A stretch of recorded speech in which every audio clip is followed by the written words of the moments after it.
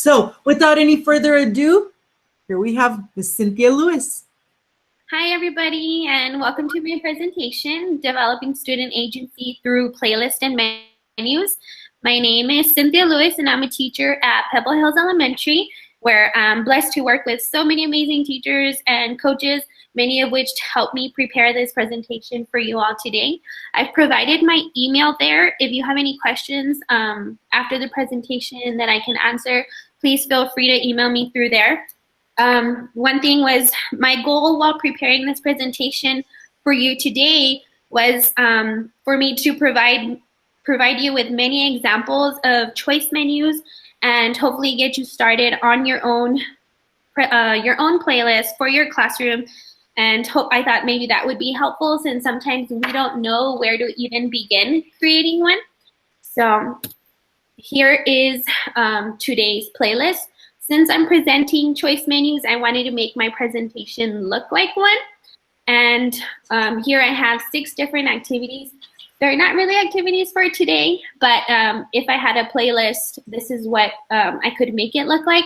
Some students could choose to go in any order, but I myself like to start in order. So I will go through my slides in this way. So I will talk to you today about what a playlist is, why it's important. I will try to give you examples. I will give you some things to think about when you're creating it, show you how to get started on one, and then hopefully have time for us to start building our own, okay? So in my playlist, I like to always include hyperlinks on my icons or titles to provide my students with easier access on the assignments, websites, or programs that I want them to see. So here I'm going to start with activity 1, and all I have to do is click on this activity 1. And my first slide for you all is, what is a playlist? What is a choice menu? So it's basically a graphic organizer that provides students choices on how they will learn. It's a form of differentiated learning that encourages students to engage in activities and show their understanding on topics. So my advice would be to always include technology, collaboration, games, assessments, and whatever else you can think of that can be engaging to the students. So here I'm going to go to my next slide. And then I'm going to give you about a minute or 2 just to read these reasons of why choice boards are a good idea. So this board right here shows you 10 reasons why choice boards engage learners. So I'm going to give you a short little minute just to read through these 10 reasons.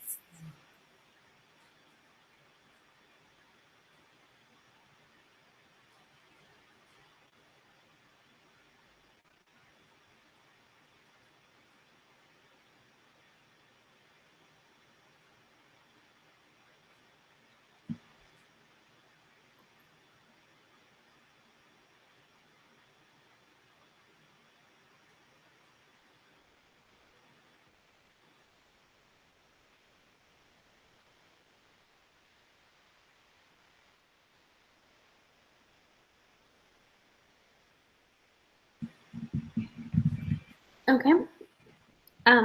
You can I have this slide posted. If you guys ever want to see it, you can email me and I'll share it. It's not a problem.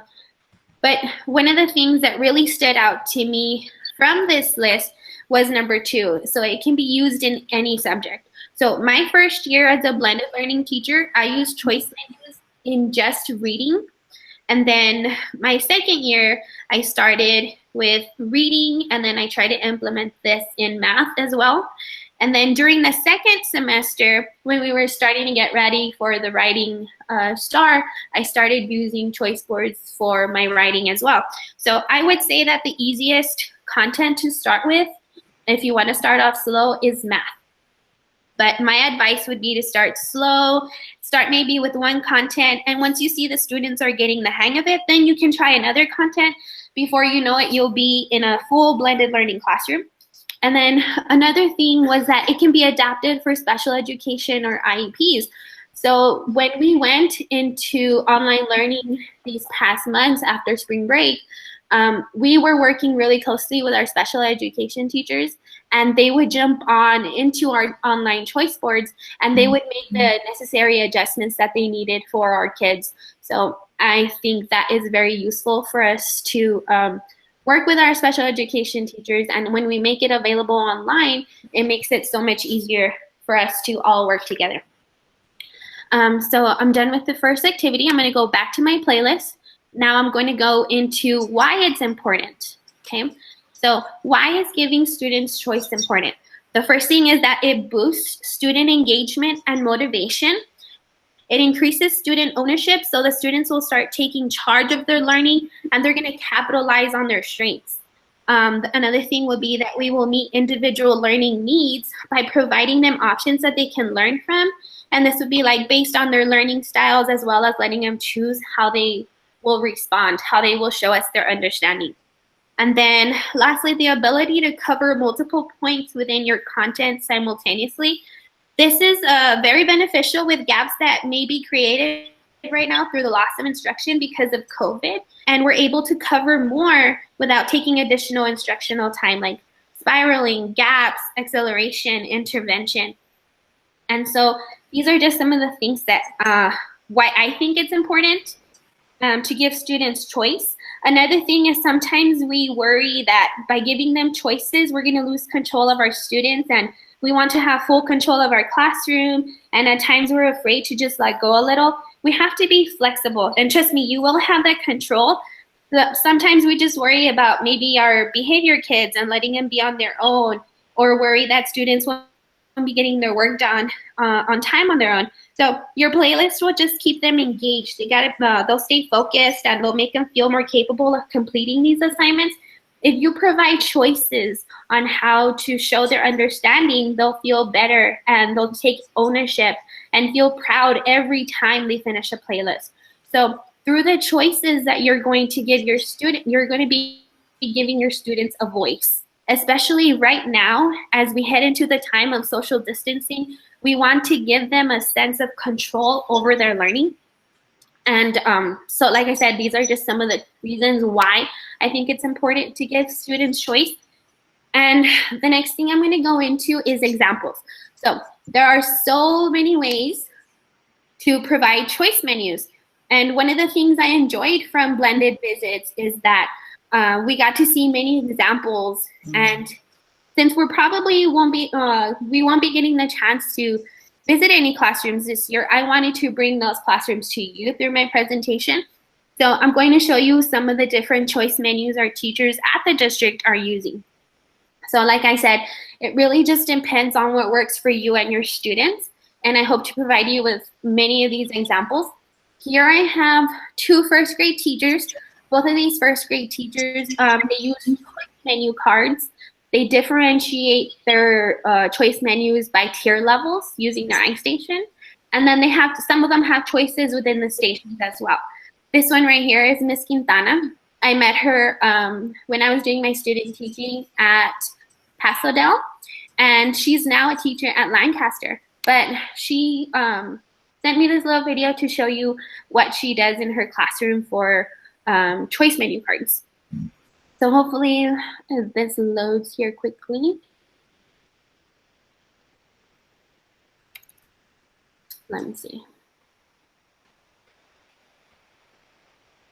No, probably not. Let me try something else. Okay, I have her right here.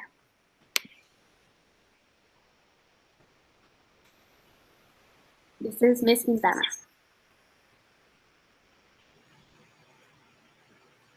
The first checklist I created included the daily 5 components, where students had the freedom to choose whatever station they wanted to go to for each day, as long as by Friday they would have visited all stations. I then revised the previous checklist by adding an extra activity such as iStation, poetry, response to literature to each daily 5 component, making each station now a 2-part station. I made revisions again, keeping the 2-part station, but now differentiating the checklist according to the student's iStation tier. Tier 1 students would get the green checklist, requiring them to visit iStation only once to complete their 30 weekly minutes.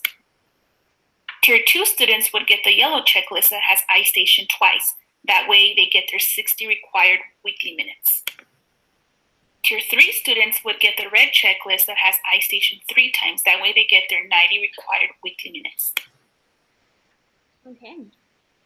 That was Ms. Quintana. And she just showed you that she differentiates by her tiers.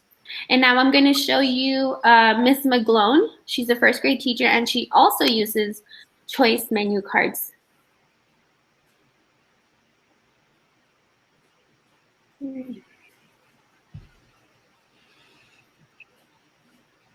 Like I said, I just want to provide you with many examples so that you know what you want to use in your classroom if you choose to use this.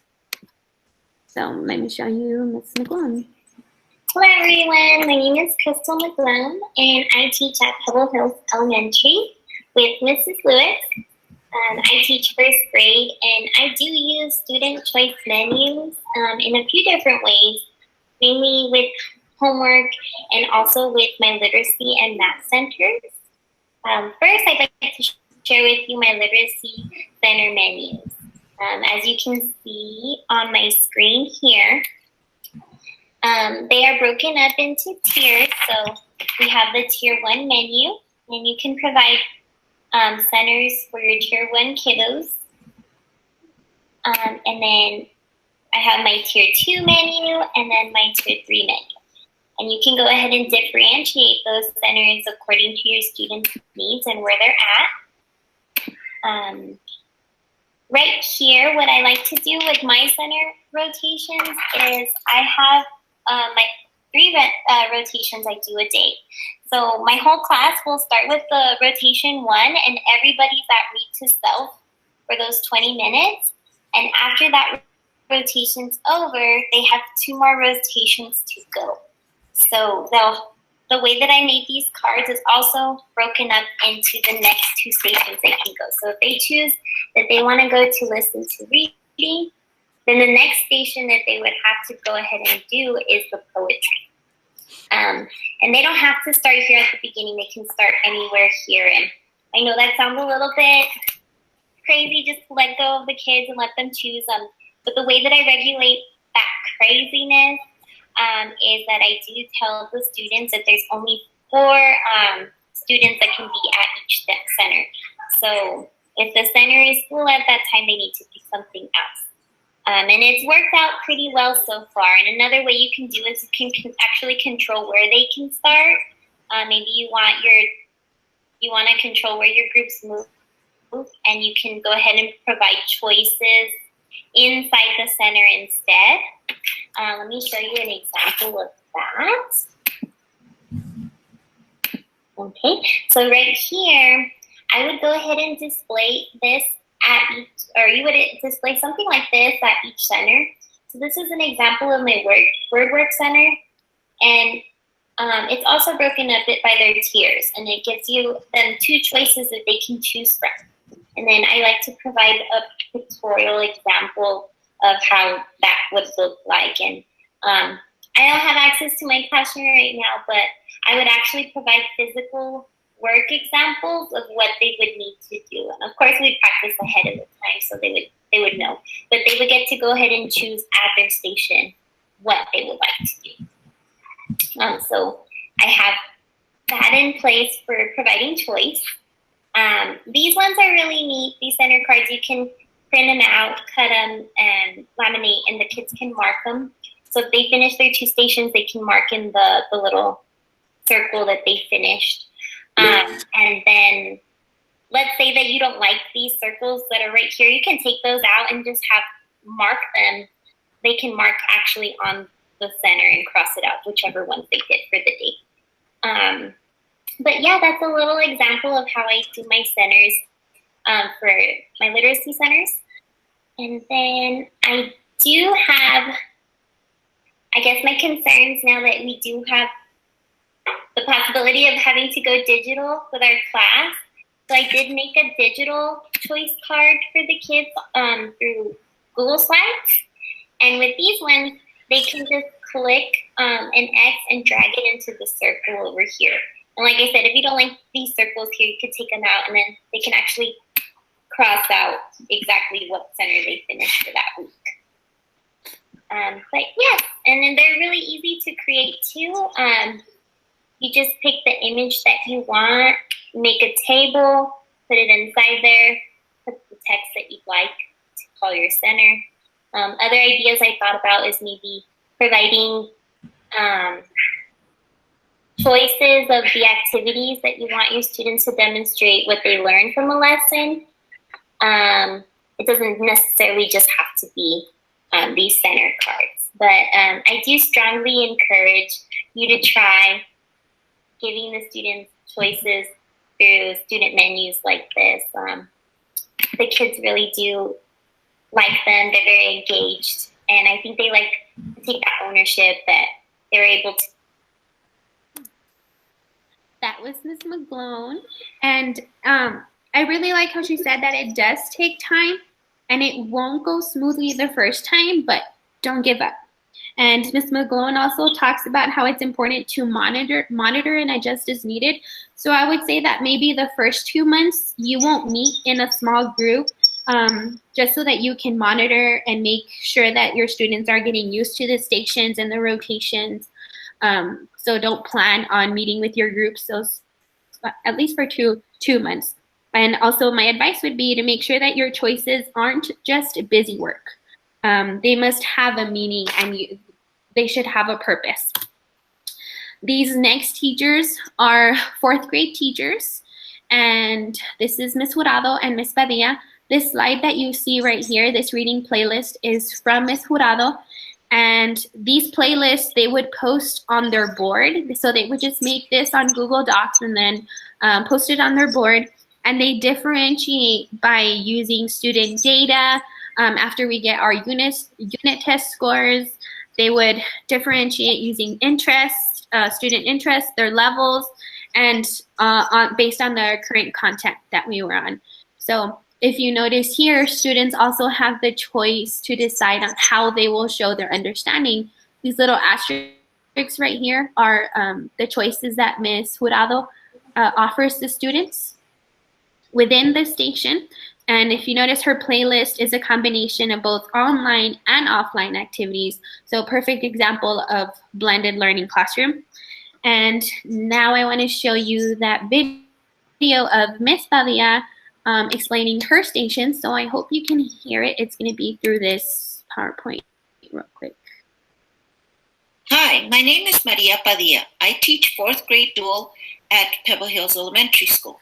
I have 26 years in the education field, but only 2 years in the blended learning classroom.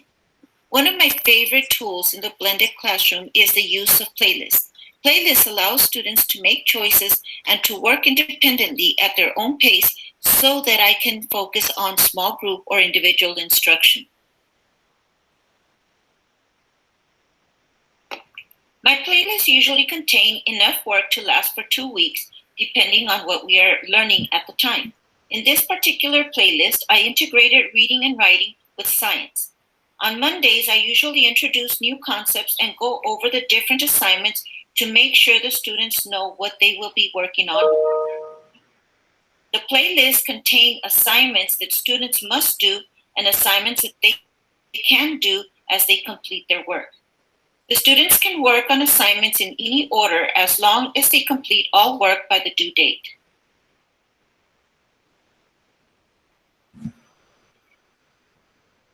Because we were getting close to start, I created this playlist that allowed students to work on stations according to individual areas of need, allowing me more time to work with individual students on writing.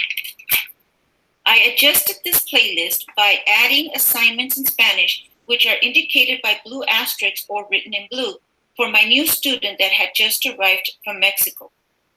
One thing to note is that we do independent reading every day for the first 15 minutes of the ELAR block.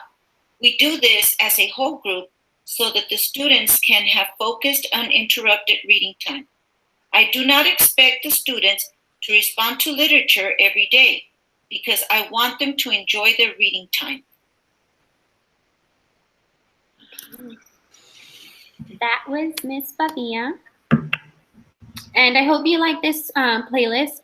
What I like to call this one a must-do, may-do chart.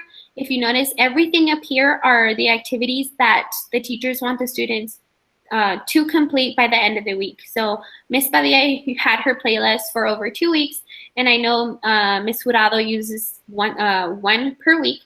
So the kids had to complete all of these, and if they were done with all of these, then they can go down here to their May-Dos. And iStation, Education Galaxy, Reflex Math, all those websites we know work by student level. So right there, you're individualizing to your kids.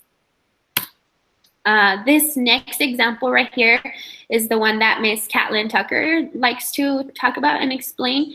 It's the Tic Tac Toe Grin. She uses Google Docs to create this grid, and students choose 3 activities to complete in a row. So they can be diagonal, horizontal, and each column focuses on a specific skill or standard.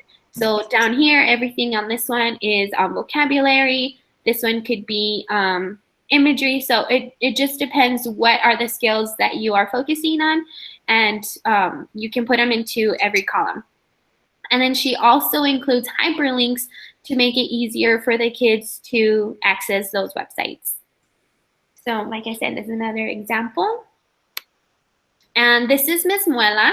She is a 3rd grade teacher. She's going now into 5th grade, but this is her example of the center stations, choices that she had in her classroom this year. I call it a win chart. And she would use a choice menu like this that she would post up on her touchscreen. Students would choose the rotation they wanted to start with, and then when they finished, they would move their name over to the next rotation. And this one right here, she had projects for January, so she was offering this for her Tier 1 kids that needed to be challenged a bit, so differentiating right there.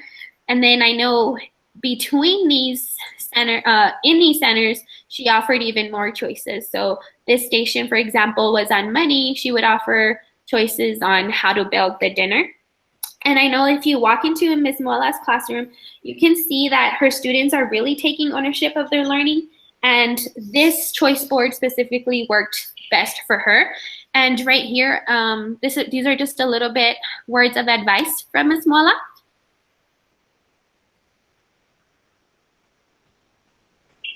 What I've learned throughout this whole blended learning process is that you just must be flexible. What works in one classroom might not work in another classroom.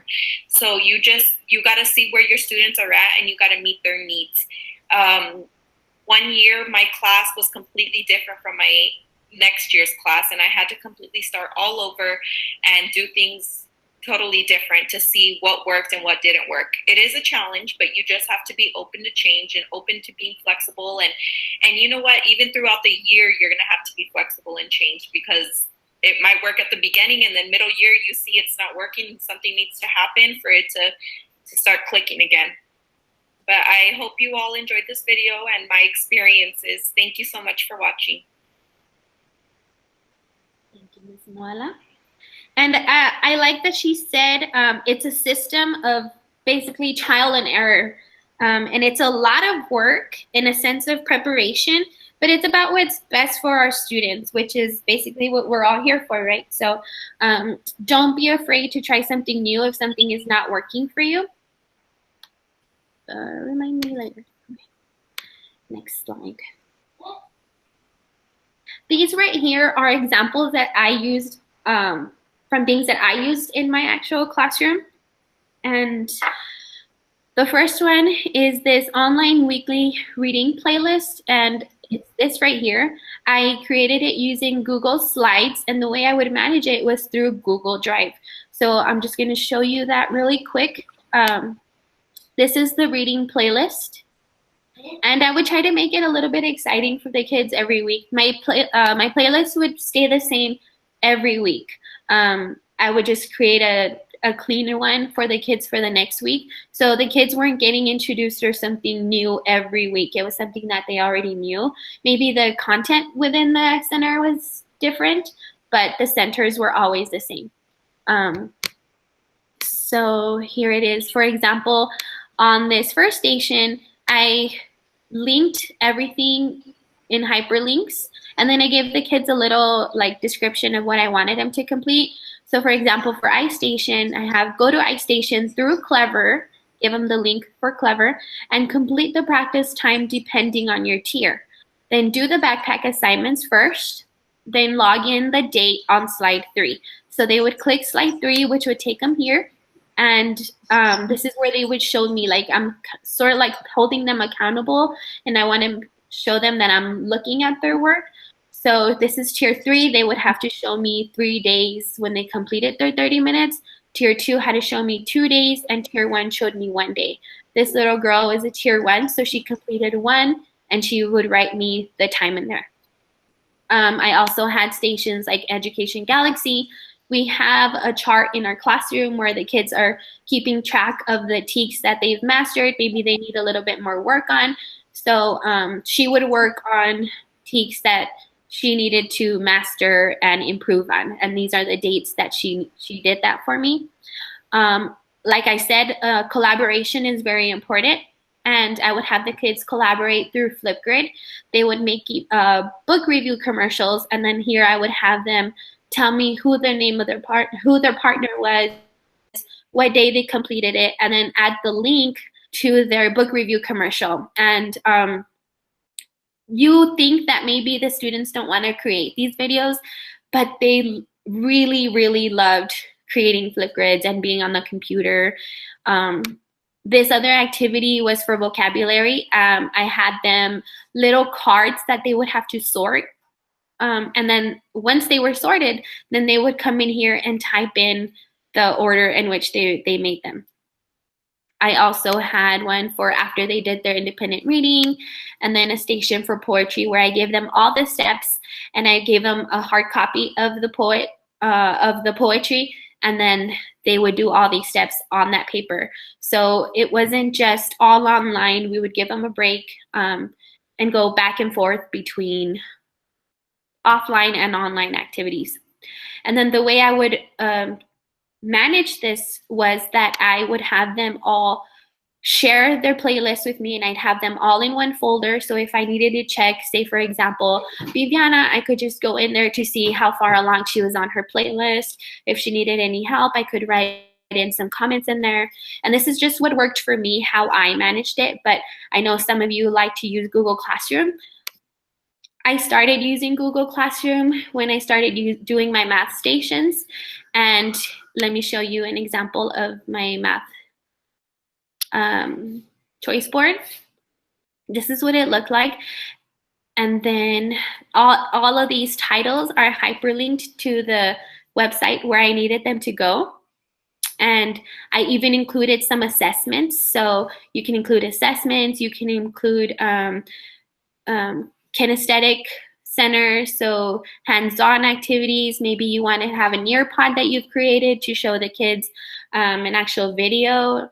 And so these were some of those stations that I created, and I would submit these through Google Classroom. And the way you do that, if you create a station on Google Slides, you just go right here where it says File, and then you publish to the web. When you publish to the web, you can come back in here and make any edits and any adjustments, and they automatically refresh the student's playlist through their Google Classroom. So you would click Publish to Web, and then copy this link right here, go into your classroom, and then click Create. So I'm under Classwork. I would hit Create, and my playlist, I like to post them as material. So when you post them as material, when the kids open their playlist, this is what they would see. They wouldn't see all the Google Slides that you had on your screen. They just see this right here. They just see my screen, my one screen, my playlist, and then just click on wherever they need to go. They're all hyperlinked, and bam, they're on the website. So that's what worked for me for my reading playlist and my math playlist. And then towards the in the second semester of our school last year, we started getting more into guided math. So we were introduced to this STAG model by our math coach, and I really, really liked it. So what I did was I got rid of this playlist, this choice board, and I moved on to a clip chart. So the clip chart works just the same as a choice board. I sometimes called the kids randomly to come and put their board on, to clip on. Maybe I would call tables. It just depended. It was always different, but the students still had the choice to choose what station they wanted to participate in for that day. And you can see there's little stickers in here, so that meant that only 5 students were allowed in that station. And if that was full, students needed to find a different station. So I had a limit of 5 per station. And I'll show you some of those pictures here, some examples of how that worked in my classroom. And so like I said, in these choice menus, you want to provide different choices for them. We had a small group with teacher. So the else's work, I'm able to help those students that I know need it or challenge others. I had a technology choice.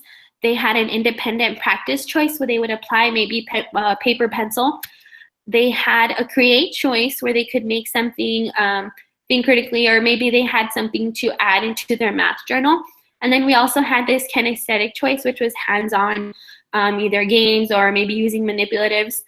But if you can see, they're all really, really engaged.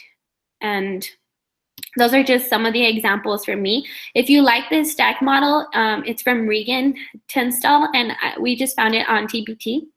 But those are just some of the examples that we like to provide, or that I provided in my classroom, sorry. So now I'm gonna go back to my playlist. And then now the next thing is things to think about. So when you're planning to make your choice board, start by thinking about maybe learning styles and gaps. And what text do you want to cover? Is it the start of your lesson? Are you gonna spiral something, or are you just trying to give the students more practice? Another thing to think about is programs and tools. So maybe you want to differentiate using Snap and Read. We also have Newsella now, and it offers different reading levels. Think about how you're going to engage the students with the information that you're providing to them. So what appeals to their interest? Another thing is options on how they're going to show their understanding. So what is it that you want them to produce? Do you want them to make a video, a summary, maybe a letter to you or to somebody else?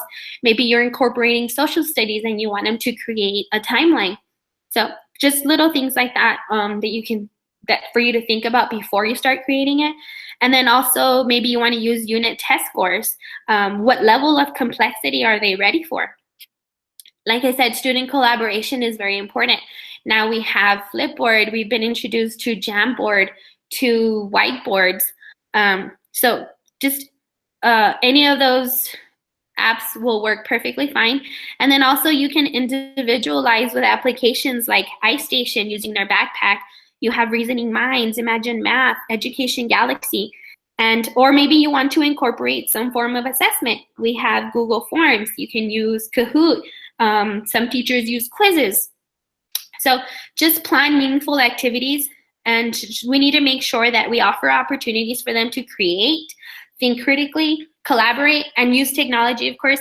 Like I said, my kids enjoyed using their Chromebook, so I needed to find something to do online. And then the next one is, how do we start creating playlists and menus? So pick programs or apps. What is it that you want to use it? What are you most comfortable with? Google Slides, Google Doc. Maybe you just want to write them on your board. There's also Microsoft Word that you can use. There are many websites with free templates. For example, slidesmania.com, which is where I got this theme to do my presentation. It's slidesmania.com. Everything is free. It's super awesome.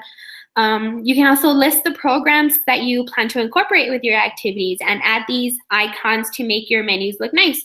So also remember that too much choice can be a problem. Sometimes students can feel overwhelmed, and not just them, but you as well. You don't want to make this super hard on yourself. And always talk about the expectations when you introduce a new playlist. There isn't really a wrong way on how to make a choice menu. This is really your craft. How is it that you want to put it in your classroom? And before we start creating our own, I just saw this video and it was really cute. It talks about how you are a creative teacher. So I want to show you this one as well. Hopefully it loads.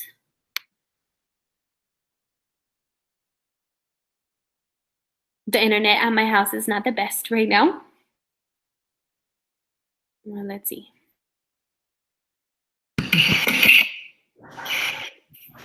Teaching is a craft. It's It's both an art and a science, and it can't be accomplished by following a recipe. There is no guidebook or instruction manual or how-to video for how to be a great teacher. There is no secret formula or codified list of best practices that will guarantee success in your classroom. This craft of teaching is often messy and confusing.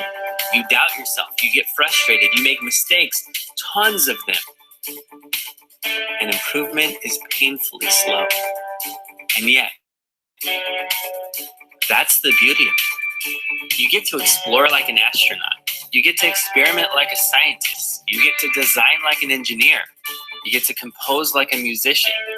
And you get to create like an artist. There's no point where you have arrived. As a creative teacher, you're always exploring. You're always experimenting. You're always innovating. But that's what makes the journey so amazing. So be creative. You are a scientist. Please be sure to like this video and subscribe to this channel. All right. So now we're going to go back to our playlist. And now we have time for you all to build your own. So I've created all these templates here for you, hoping that maybe you take one of these and start creating a playlist for your own classroom. On here, I've added the Tic Tac Toe from Miss Catlin Tucker. We have the Slides Mania templates. These are all free, like I said. I created a template similar to the one that Miss Muela used with the little timer on the screen, the Win Choice Board. I created a template for the Must Do, May Do playlist that you can also use. Ms. McGlone was nice enough to share her template with us. So this is her template, her menu choice cards. And then here are the three that I like to use in my classroom. So here's the math choice board. The reading choice board I created just for you all today, and I try to make it a little like super cute for the kids to to enjoy using. And then I also created a digital choice board with slides that you can just edit. So all of these are ready for you to just go in there and edit if you want to use them. I've also listed up here applications and programs that you can use in your playlist. We've been learning about creating videos through Screencastify. You can add those. You can assign through Google Classroom and link the assignment. You can use Nearpod, Flipgrid, STEM Scopes, you name it. I have them all right here if you just couldn't think of them. And then, so these are the steps. So to build your own, you're going to click on the ticket of your choice. And these are it right here. It might ask you right away to make a copy, but if it doesn't, just go to File, click Make a Copy, and then the template will be automatically added to your Google Drive. And then you can begin filling in your playlist or your choice menu. I'm going to go ahead and start presenting so that I can share this link with you all because I didn't have, whoops, I wasn't able to share this with you all through the agenda. So let me copy it really quick. And I'm going to post it on our chat box so you guys can go in there. There you go. You guys can, you all have. Do you mind if I share that on in our agenda? Yes, go ahead if you could, please. Yes, I will. So I'm on here in case anybody needs any help. Have this time to create your own playlist. And I hope you enjoyed it. I hope I gave you enough examples and templates for you to get started. I hope it was useful. Thank you for joining me today. Thank you very much, Ms. Lewis. I do have a question here. Melissa is asking that you mentioned you share your playlists through Google Classroom. Did you mention that there was another way you share them? Yes, so the way I did that, the way that I managed it in my classroom was I used Google Drive. I had all the kids, I created a playlist for each kid through Google Slides. So they all had their own. And then I shared those with them through their email. So I kept everybody's playlist on my Google Drive. That's just the way that I was able to manage it in my classroom. But I know now, and that was only because I didn't know how to use Google Classroom enough. But now that we've been learning through Google Classroom, I was able to share it through there. But if you don't like using Google Classroom, you can always just use Google Drive. And if you need me to show that, I can show you that really quick too. Let me share my screen again real quick.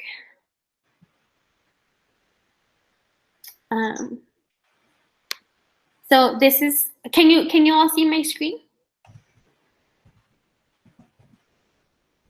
Let me see. Yes. No, we can't. We're not seeing your screen right now. No. Well, I made it on Google Drive. So I had a shared folder with my class, and all their playlists were on there as a file. If that answers your question, I hope it does. There, you can see my slides now, right? Let me see. Yes. No. Okay. Yeah, we can. Yes. That's good. So I had it on shared drives. Oh, okay. Shared drives, I had this Miss Lewis playlist right here. And then, for example, this is what I was using after we left from spring break. So we had maybe this one. The kids all had their own file, and they were all linked to one folder where I could see everybody's slides. I forgot to link that here, I'm sorry. But let's say, for example, week 11. You can see everybody's playlist on here.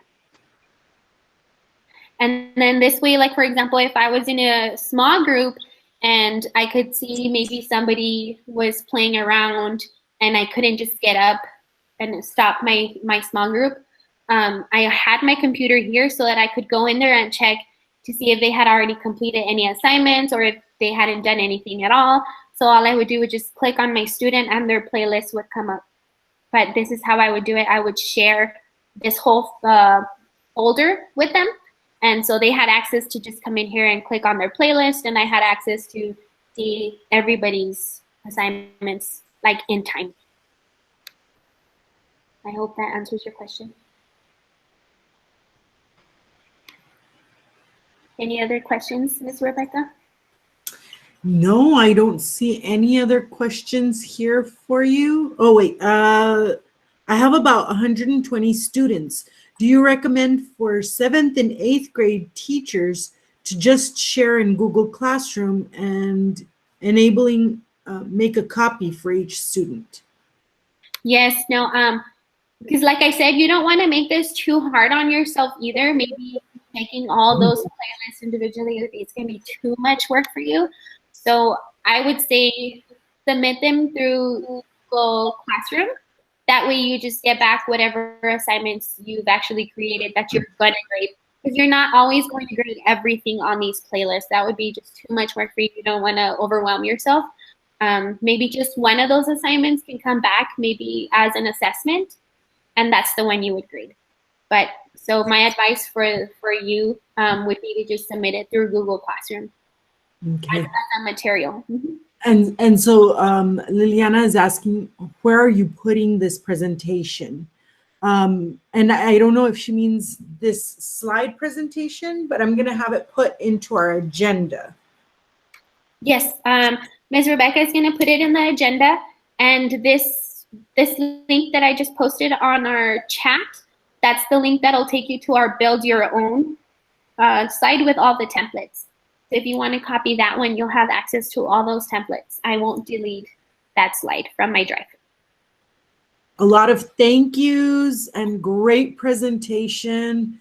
I invite you to ask any questions if you have any right now.